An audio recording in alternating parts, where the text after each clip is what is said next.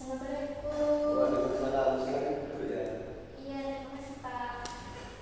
Sebelumnya sudah nyaman dari tempat tidurnya. Sudah nyaman. Kalau boleh, ini mbaknya dari mana ya tadi?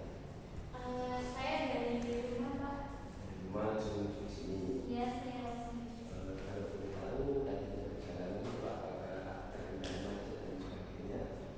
Berapa alhamdulillah perjalanan ke sini tadi sangat lancar. Jadi untuk pertemuan ini mbaknya bisa menyampaikan keluh kesahnya terkait entah itu masalah sosial, masalah keluarga dan sebagainya, boleh diceritakan. Silakan, saya akan mendengarkan dengan sukarela.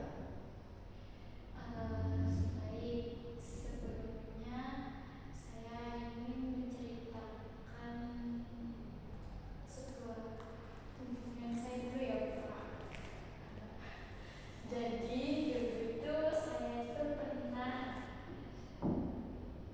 merasakan sakit hati yang luar biasa itu ya Pak, setelah saya ditinggalkan pacar saya ya Pak. Jadi saya itu sangat kecewa ya Pak. Saya itu istilahnya itu kayak stres banget gitu Pak. Kenapa kok saya itu sudah se-effort itu tapi ternyata saya masih tetap ditinggalkan oleh pacar saya gitu ya Pak.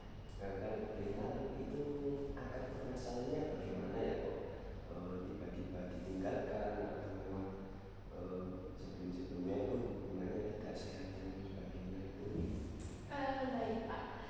Jadi akar permasalahannya itu sebelumnya saya itu sama pacar saya itu hubungannya itu kan baik-baik aja ya Pak.